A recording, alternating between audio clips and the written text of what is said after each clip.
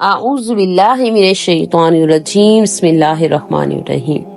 السلام علیکم، امید ہے کہ آپ سب خیریت سے ہوں گے۔ اللہ تبارک تعالیٰ آپ سب کو ہمیشہ خوش رکھے، آباد رکھے۔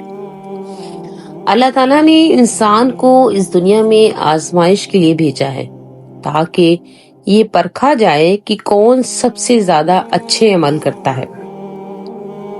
اب سوال یہ پیدا ہوتا ہے کہ نیک عمل کیا ہے؟ نیک عمل کون سا ہے؟ نیک عمل وہی ہے جو خالص اللہ تعالی کی رضا کے لیے ہو، جس میں دکھاوا، ریاکاری شامل نہ ہو۔ قرآن مجید میں اللہ تبارک تعالی ارشاد فرماتا ہے، سورۃ البینہ کی آیت نمبر 5، اور انہیں اس کے سوا کوئی اور حکم نہ دیا گیا تھا کہ وہ اللہ تعالیٰ کی عبادت اس طرح کریں کہ بندگی کو بالکل یکسو ہو کر صرف اسی کے لیے خاص رکھیں۔ اسلام کی اصل روح اخلاص ہے، اور اخلاص کی بہترین صورت وہ ہے جب بندہ اپنی نیکی کو چھپاتا ہے۔ خفیہ نیکی وہ عمل ہے جو صرف بندے اور اس کے رب کے درمیان ہوتا ہے، جسے نہ دنیا جانتی ہے نہ کوئی انسان دیکھتا ہے۔ یہی خفیہ عمل قیامت کے دن بندے کے لیے نجات اور کامیابی کا سرمایہ بنے گی۔ نبی کریم صلی اللہ علیہ وآلہ وسلم نے ایسی نیکیوں کی بہت فضیلت بیان فرمائی ہے، اور صحابہ کرام رضی اللہ تعالیٰ عنہ بھی ان میں بڑی رغبت رکھتے تھے۔ چند اہم حدیثیں میں آپ کو پیش کرنے لگی ہوں جن میں خفیہ اعمال کی عظمت، ریاکاری سے بچنے کی ترغیب اور اخلاص کی بنیاد پر جو ہے نیکیاں کرنے کی ترغیب دی گئی ہے۔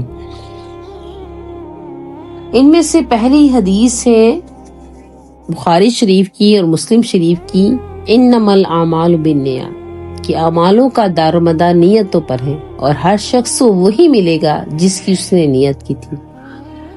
یہ حدیث مبارکہ اخلاص کی بنیاد پر ہے۔ نیت درست ہو تو چھوٹا سا عمل بھی مقبول اور قیمتی بن جاتا ہے، اور اگر نیت میں دکھاوا ہو، ریاکاری ہو شامل ہو تو بڑا سے بڑا عمل بھی باطل ہو جاتا ہے۔ قیامت کے دن سب سے پہلے جن افراد کا فیصلہ ہوگا ان میں سے ایک شخص وہ ہوگا جس نے علم سیکھا اور سکھایا، قرآن پڑھا، لیکن کہا جائے گا تو نے جھوٹ بولا، تو نے یہ سب اس لیے کیا کہ لوگ تجھے عالم اور قاری کہیں، سو دنیا میں وہ کہہ دیا گیا۔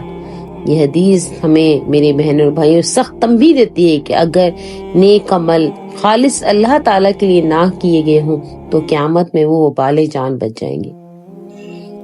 7 خوش نصیب افراد جن میں خفیہ صدقہ کرنے والا ہوگا۔ صحیح بخاری کی حدیث ہے، مسلم شریف کی حدیث ہے، 7 قسم کے لوگ ایسے ہیں جنہیں اللہ تعالیٰ اپنے عرش کے سائے میں جگہ عطا فرمائے گا اس دن جب اللہ تعالیٰ کے سائے کے سوا کوئی سایہ نہ ہوگا۔ ان میں وہ شخص بھی ہے جو اس طرح خفیہ صدقہ کرتا ہے کہ بائیں ہاتھ بھی نہ جان سکے گا کہ دائیں ہاتھ نے کیا خرچ کیا ہے۔ یہ اس بات کی دلیل ہے کہ خفیہ صدقہ اللہ تعالیٰ کو بہت محبوب ہے، اور اس کی بدولت بندہ قیامت کے دن خاص مقام عطا فرماتا ہے۔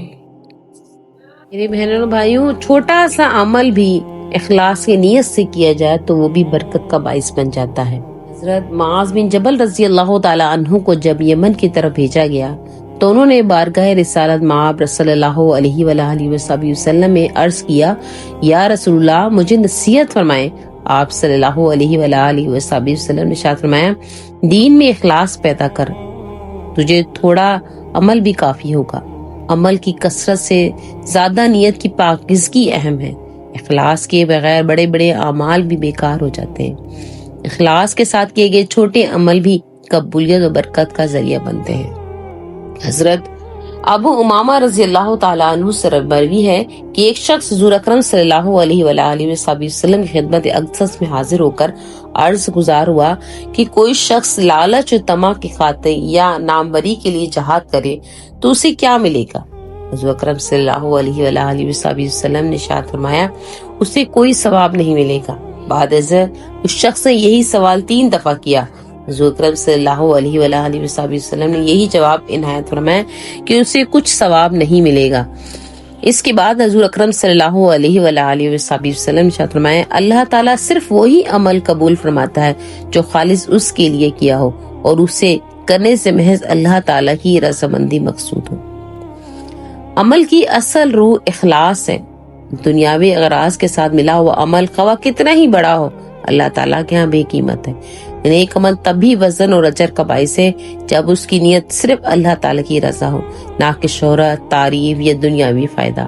یعنی عمل کی ظاہری شکل نہیں بلکہ اس کی باطنی نیت اللہ تعالیٰ کی مقبولیت کا معیار ہے. اللہ تبارک تعالیٰ ہمیں ایسے عمال کی کرنے کی توفیق عطا فرمائے جس میں ریاکاری شامل نہ ہو، دکھاوا شامل نہ ہو، اخلاص کے ساتھ ہم کریں. وآخر دعوانا الحمدللہ رب العالمین.